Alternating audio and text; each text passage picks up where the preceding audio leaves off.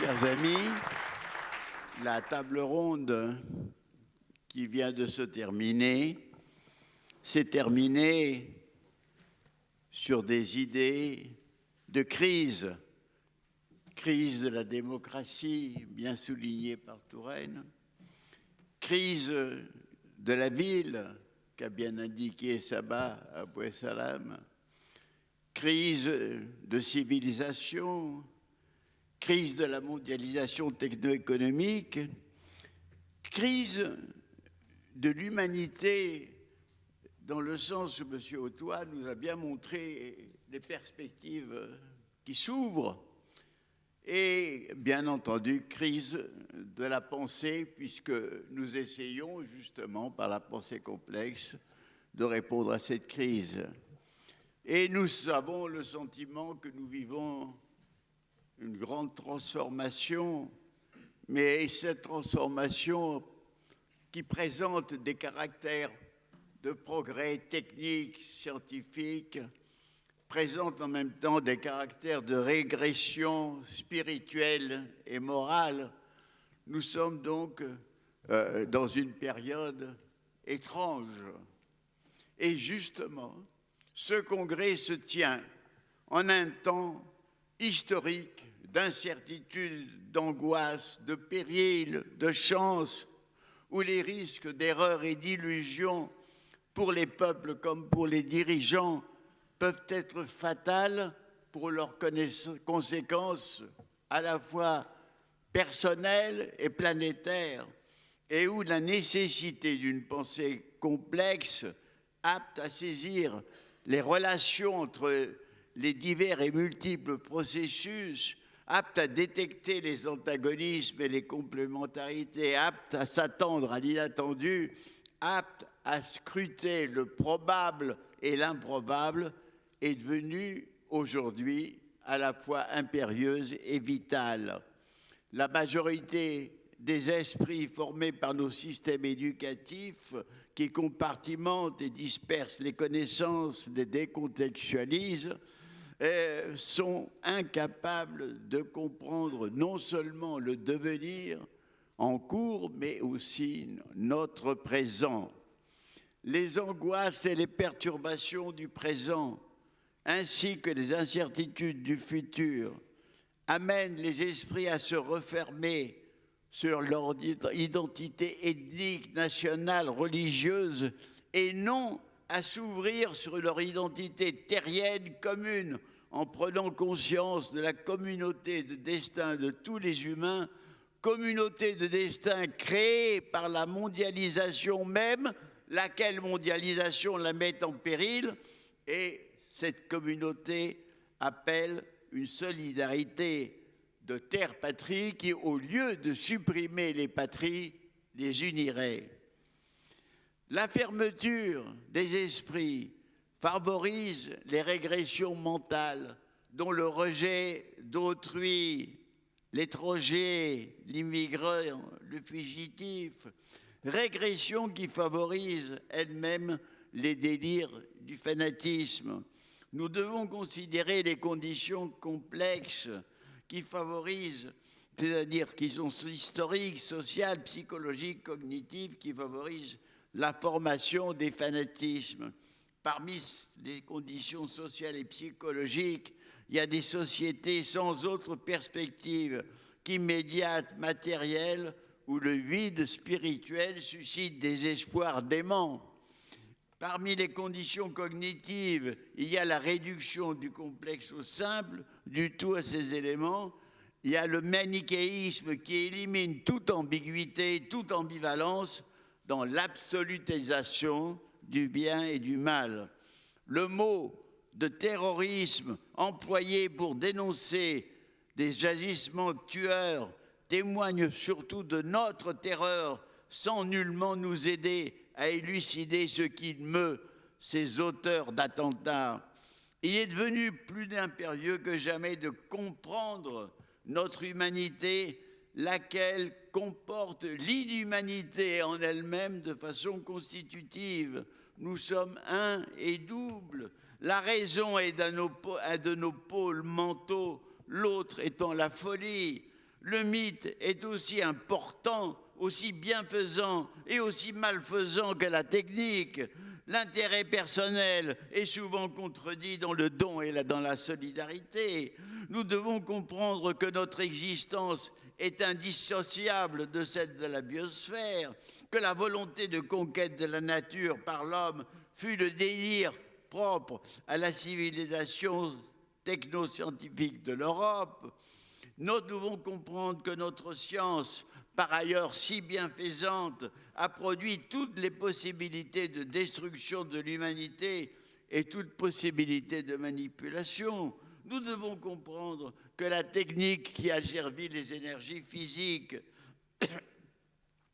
est aussi capable, et le fait, d'asservir les énergies humaines et mettre l'homme à son service. Nous devons comprendre que l'économie n'est pas seulement source de richesse matérielle, elle est source d'appauvrissement spirituel et d'inégalité productrice de misère. La compréhension de notre complexité humaine nous montre que notre ennemi principal est en nous. Comprendre le devenir incertain de l'humanité, le double futur possible, parce qu'il y a un futur de catastrophe en chaîne que produit le triple moteur sciences, techniques, économie, et catastrophe écologique, catastrophe économique, fanatisme de toutes sortes. Nous avons la probabilité d'un avenir catastrophique. Et en même temps, le même moteur, sciences, techniques, économie, produit l'idée d'un futur, au contraire, bienfaisant, heureux. C'est celui, effectivement, du transhumanisme. Et ici, un mot après l'intervention de M. Otouak, parce que ce mot a deux sens. Le premier sens de Huxley, cette humanité évolutive, nous dit que l'humain peut évoluer aussi biologiquement et physiquement. Mais aujourd'hui, nous voyons que cette possibilité est là, non pas par une mutation naturelle comme celle qui a produit Homo sapiens, mais par le jeu des différentes techniques biologiques et médicales. Alors, nous voyons donc aujourd'hui que ce vieillissement, en restant jeune, peut être poursuivi d'une façon non pas infinie, mais continue, que la prolongation de la vie peut être faite. Nous voyons aujourd'hui que les robots peuvent accomplir toutes les tâches pénibles et ennuyeuses.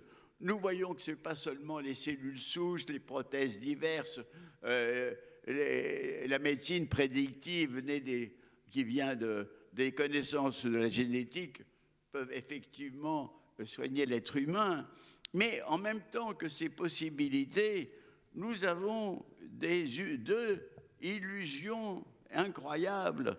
La première illusion, la première idée folle, c'est la promesse de l'immortalité qu'ont fait clairement certains transhumanistes.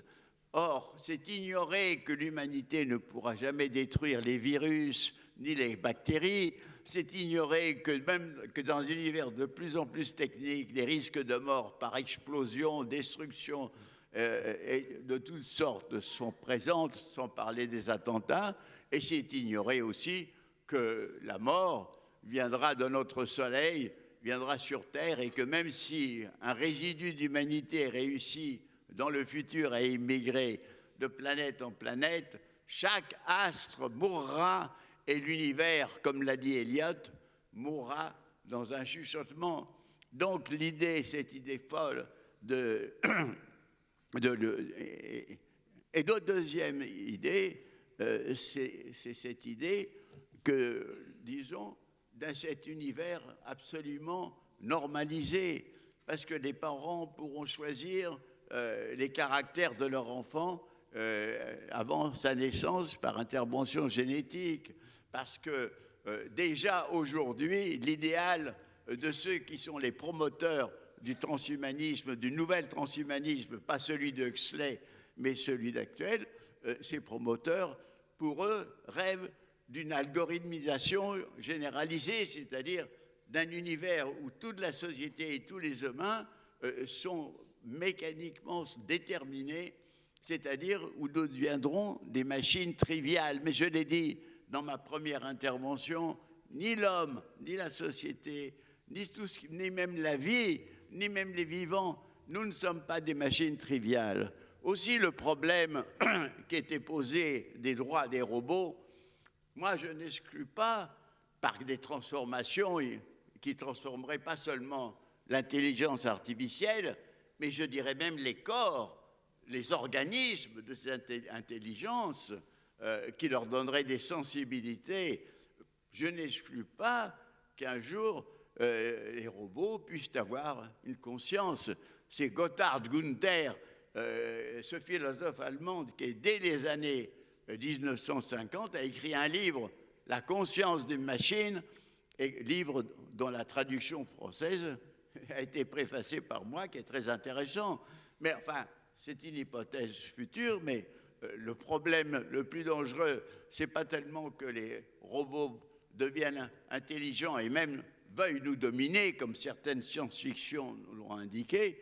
Le problème, c'est que nous risquons de devenir les robots, c'est-à-dire des êtres normalisés. Et il faut penser que même si on réussit à créer ce vieillissement heureux, sain et juvénile, que même si on réussit à contrôler par les robots les tâches les plus pénibles, mais dans le chaos où évolue l'humanité par les mêmes moteurs de sciences techniques et économie, dans ce chaos des cataclysmes, d'inondations, de migrations, de conflits, ceux qui bénéficieront de ceci sera une petite élite égoïste qui sera évidemment menacée par les autres et qui vivra enfermée dans des camps de concentration de luxe. Et il faut penser aussi que sans, d'ailleurs, l'idée de l'homme augmenté est une idée quantitative qui ne pense jamais au fait que ce qui manque à l'homme, à l'être humain encore, c'est une amélioration spirituelle, morale, intellectuelle. C'est l'homme amélioré qui est important, c'est l'homme meilleur qui est important. Si on peut l'aider par des moyens artificiels, très bien, mais le rêve du transhumanisme actuel est un rêve technocratique, délirant, et malheureusement, il est fondé sur des possibilités concrètes. Ces possibilités concrètes, c'est que on sait que bientôt, l'on pourra prolonger la vie humaine de façon juvénile. On sait que bientôt, les robots pourront faire des tâches de plus en plus grandes, et ça a commencé. Mais voilà la grande question. Alors, donc, nous ne sommes pas des machines triviales. Chacun peut-être est une machine triviale en apparence quand il obéit aux contraintes économiques et sociales, mais dans ses émotions, ses amitiés, ses amours, ses choix, il n'est pas machine triviale. Et plus encore, nous sommes des êtres qui aspirons à une vie poétique. C'est des êtres qui nous accomplissons quand nous vivons poétiquement, c'est-à-dire pas seulement en lisant des poèmes, mais en vivant dans la communion, dans l'harmonie, dans l'amour, dans l'amitié, dans la ferveur. Vivre poétiquement, c'est vraiment vivre, alors que la prose de la vie, les choses obligatoires, les choses inévitables, les choses que nous faisons pour gagner notre pain, la prose, elle nous dégrade, elle nous empêche de vivre. C'est elle qui nous soumet à toutes ces machines, à tous les calculs, à toutes les oppressions. Donc l'aspiration à la qualité poétique de la vie est une aspiration qui n'est pas seulement de vie privée, c'est une aspiration profonde de l'humanité qui est non seulement anthropologique, mais qui étant anthropologique a aussi un caractère poétique. Alors, donc, nous aspirons à cette vie de reliance, de communion, de joie, de jeu, d'amour, d'effusion et à la limite d'extase, et subir le moins possible la vie prosaïque qui nous oblige à agir comme machine triviale pour obéir à ces contraintes. Ceux qui ne se régénèrent pas dégénèrent. Il nous faut vouloir et œuvrer à une régénérescence, car un monde agonise et un autre qui veut naître ne peut encore naître, mais partout d'innombrables forces vives travaillent de façon multiple et dispersée à un printemps stimulant la convivialité des humains, convivialité de nouveau, cette vie poétique dont je parle. Mais nous savons, et moi je l'ai vécu dans la période terrible de l'avant-guerre, qu'un gel prématuré peut tuer un printemps. Et nous savons que nous risquons un regel. Et donc, cette pensée complexe peut nous aider à vivre dans l'incertain et nous donne un espoir dans l'improbable qui nous ferait changer de voie. Et c'est ici, et je vais terminer sur cette idée, c'est ici que nous devons faire appel à ce que je nomme un humanisme régénéré. Pourquoi régénéré? Parce que, comme on l'a dit très bien ici, cet humanisme n'a rien à voir avec l'humanisme de déification de l'homme et qui donne à l'homme la mission de dominer et de maîtriser la nature. Ce n'est pas un organisme d'orgueil et de domination, parce que même quand nous avons les pouvoirs, les plus grands pouvoirs techniques, les plus grands pouvoirs sur les missiles, à guider les missiles, etc., même quand nous avons le pouvoir de guider des sous-marins nucléaires, même quand nous avons tous ces pouvoirs, mais nous, humains, nous sommes humbles, nous sommes désarmés devant la douleur, devant le chagrin de perdre un être cher. Nous sommes désarmés devant la mort, nous sommes désarmés devant tout ce qui, les fatalités de l'existence. L'humanisme, bien sûr, doit être fier des progrès accomplis par le génie humain, doit être fier de Michel-Ange, de Beethoven, de grands savants, des grands auteurs, des grands... Mais l'humanisme, avant tout, est une chose qui doit d'ailleurs nous rappeler que nous sommes peu des êtres dans une petite planète perdue dans un gigantesque univers. Donc, voici l'important. Alors, bien entendu, nous connaissons tous les formulations élémentaires de l'humanisme qui sont les droits d'humain, la liberté, égalité, fraternité, tout en connaissant que ces termes complémentaires ont certains antagonismes. Nous savons, et nous devons mieux le dire, parce que c'est après que le philosophe Hegel l'a dit, que chaque être humain a besoin de reconnaissance, d'être reconnu par autrui, et que ce thème que Hegel a mis en relief, je dois dire que quand on lit les romans de Dostoïevski, on comprend à quel point ce besoin est profond, à quel point il est horrible d'humilier un être humain et que l'ennemi est le mépris et l'humiliation. L'humanisme, c'est ça, c'est un humanisme qui comporte la compassion. Et d'ailleurs, c'est pour ça que l'humanisme des grands auteurs russes a quelque chose de plus émouvant et de plus vrai que l'humanisme un peu abstrait et livresque du monde occidental. Alors, l'important dans l'humanisme aussi, c'est quoi?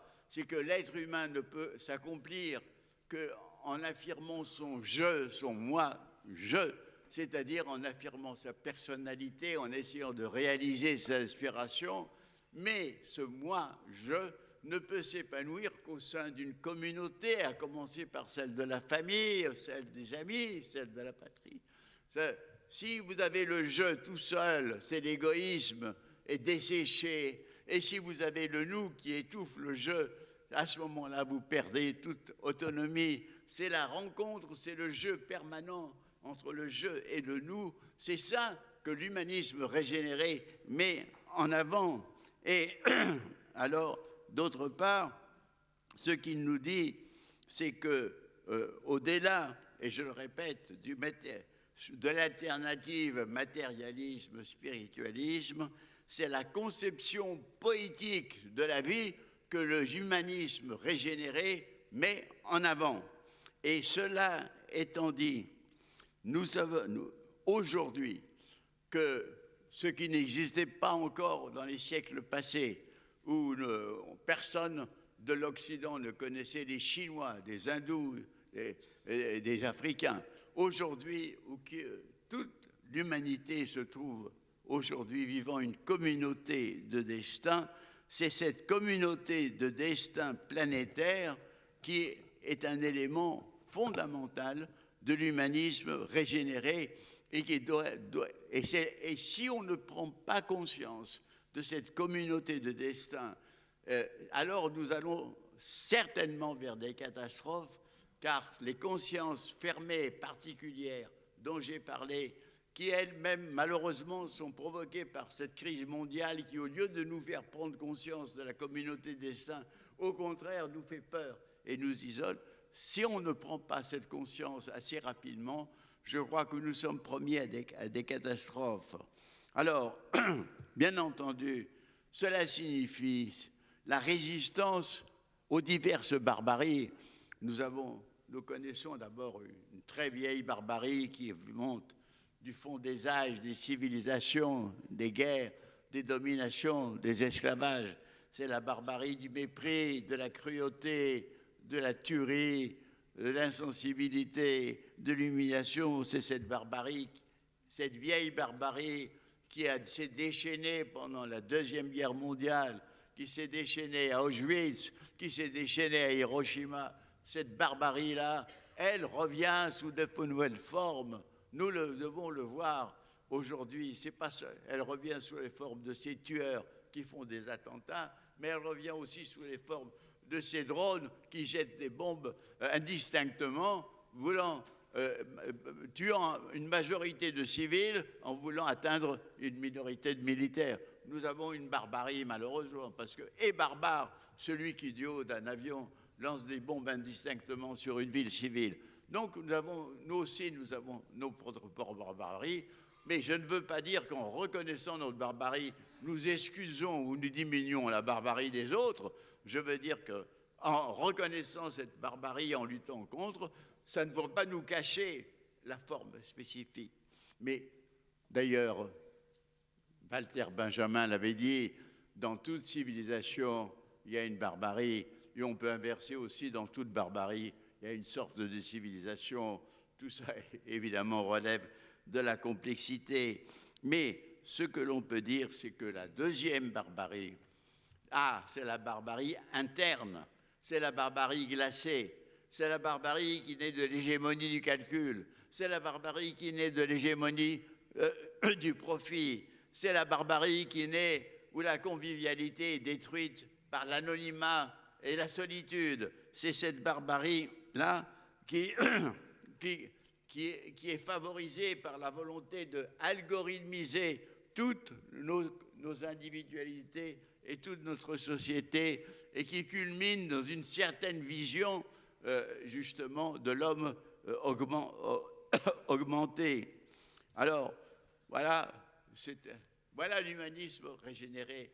Et que nous dit-il enfin?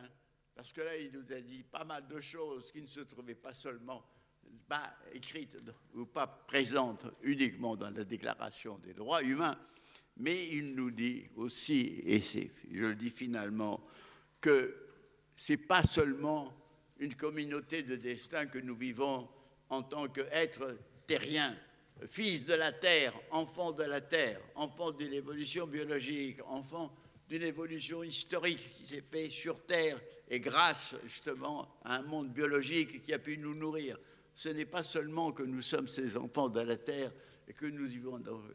C'est que nous sommes en même temps des particules d'une immense et gigantesque aventure.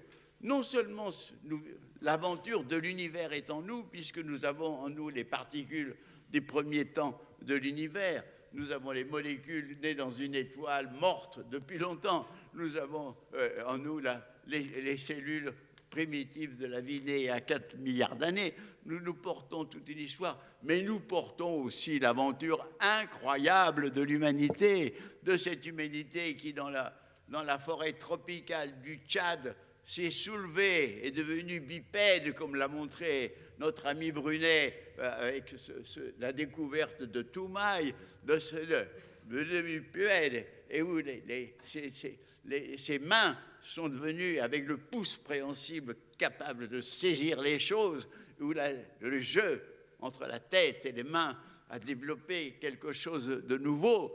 Et cette aventure qui a commencé en chasseur-ramasseur, qui a commencé dans des petites sociétés et qui s'est métamorphosée avec l'apparition des civilisations qui elles-mêmes ont apporté de la barbarie avec leurs guerres, mais qui ont apporté les philosophies, les monuments, les arts, les peintures, les choses, et toutes ces choses. Nous avons cette aventure incroyable, toujours à la fois terrible, pathétique, parfois merveilleuse. Cette aventure, nous la vivons aujourd'hui. Le demain est incroyable, demain est inconnu. Et nous devons, à ce moment-là, prendre conscience et nous dire, faisons notre possible pour que cette aventure soit bonne. Faisons tout ce qu'on peut pour que nous ne soyons pas victimes des forces les plus obscures et les plus destructrices. Et en cette conscience d'être un moment fugitif, une particule, nous nous sentons à ce moment-là solidaires de tous les humains, non seulement de façon statique, mais d'une façon dynamique, d'une façon qui nous pousse et nous entraîne. Voilà, mes amis, quel était le message que je voulais vous donner.